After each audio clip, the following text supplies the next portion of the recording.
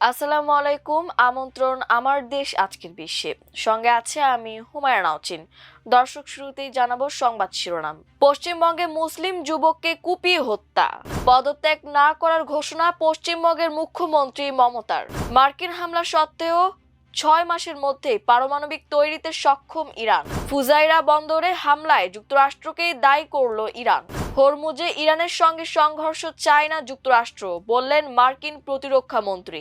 চীন সফরে যাচ্ছেন ইরানের পররাষ্ট্রমন্ত্রী। যুদ্ধবিরতি মেনে চলার আহ্বান জানালো পাকিস্তান। মার্কিন প্রহরায় হরমুজ প্রণালী পেরোলো ডেনমার্কের জাহাজ।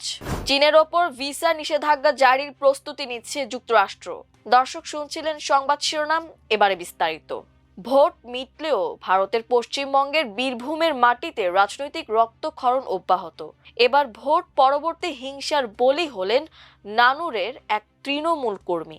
মঙ্গলবার ওই তৃণমূল কর্মীকে নৃশংসভাবে কুপিয়ে খুন করার অভিযোগ উঠেছে বিজেপির বিরুদ্ধে। এই ঘটনাকে কেন্দ্র করে বীরভূমের নানুর বিধানসভা এলাকায় চরম উত্তেজনা ছড়িয়েছে। পুলিশ ও স্থানীয় সূত্রে জানা গিয়েছে, নিহতের নাম আবির শেখ। তিনি এলাকায় সক্রিয় তৃণমূল কর্মী হিসেবে পরিচিত ছিলেন। পরিবারের পক্ষ থেকে অভিযোগ করা হয়েছে, আবির শেখ যখন রাস্তা দিয়ে একা যাচ্ছিলেন সেই সময় একদল সশস্ত্র দুষ্কৃতী তার পথ আটকায়। অভিযোগের তীর সরাসরি বিজেপির দিকে। পরিবারের দাবি, আবিরকে একা পেয়ে বিজেপির আশ্রিত দুষ্কৃতীরা ধারালো অস্ত্র দিয়ে তার উপর ঝাঁপিয়ে পড়ে এবং শরীরের বিভিন্ন অংশে এলোপাথারি কোপাতে থাকে। রক্তাক্ত অবস্থায় তিনি মাটিতে লুটিয়ে পড়লে আক্রমণকারীরা ঘটনাস্থল থেকে পালিয়ে যায়। স্থানীয়রা তাকে উদ্ধার করে হাসপাতালে নিয়ে গেলে চিকিৎসকরা তাকে মৃত ঘোষণা করেন। পশ্চিমবঙ্গের বিধানসভা নির্বাচনের ফলাফল মানতে নারাজ মমতা ব্যানার্জি, তাই মুখ্যমন্ত্রীর পদ থেকে ইস্তফাও দেবেন না। তিনি বলেছেন, কেন ইস্তফা দেব? আমরা তো হারিনি, জোর করে ভোট লুট করা হয়েছে, ইস্তফা দেওয়ার প্রশ্ন কেন উঠছে?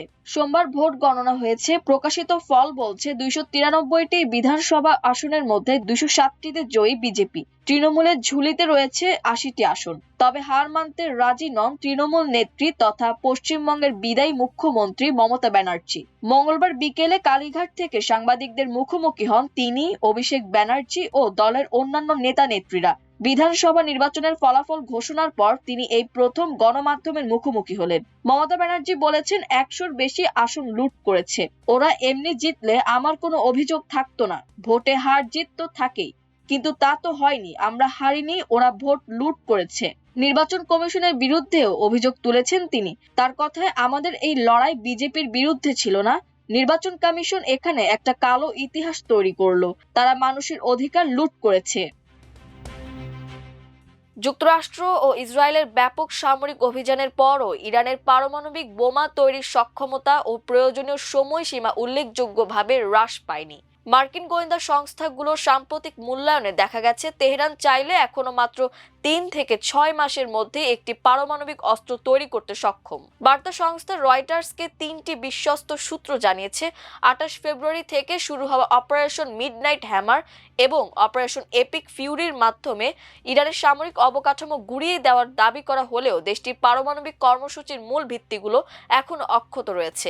এর আগে ধারণা করা হয়েছিল যে যৌথ হামলায় এই সময়সীমা অন্তত 1 বছর পিছিয়ে যাবে, কিন্তু বর্তমান মূল্যায়ন সেই আশাকে শোচনীয়ভাবে ব্যর্থ বলে প্রমাণ করছে।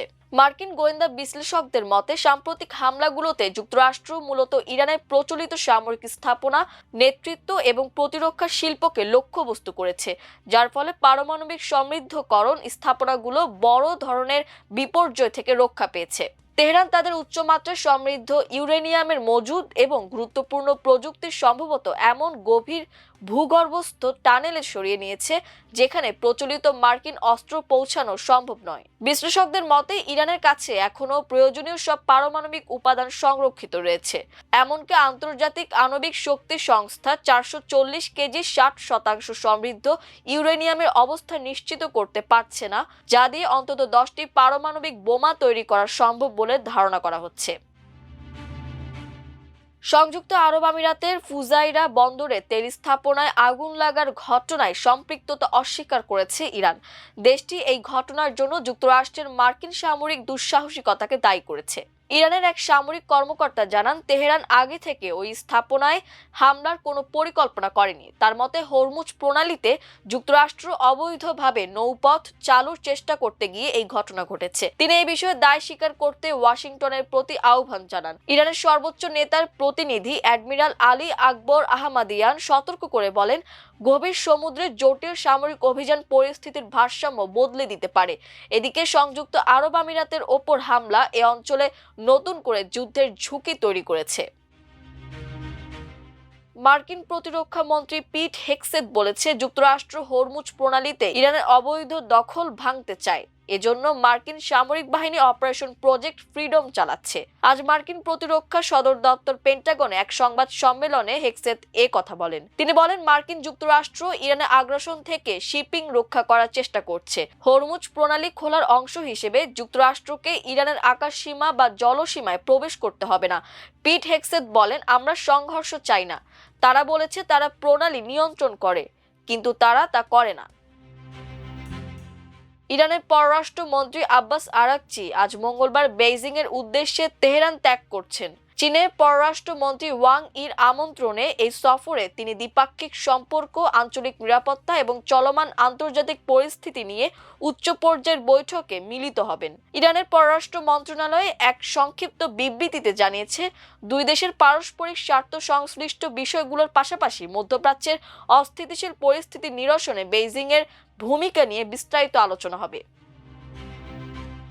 পাকিস্তানের প্রধানমন্ত্রী শেহবাজ শরীফ সংযুক্ত আরব আমিরাতে ক্ষেপণাস্ত্র ও ড্রোন হামলার ঘটনায় তীব্র নিন্দা জানিয়েছেন। তিনি এই পরিস্থিতিতে সংযুক্ত আরব আমিরাতের প্রেসিডেন্ট মোহাম্মদ বিন জাহেদ আল নাহিয়ানের প্রতি সমর্থন প্রকাশ করেছেন।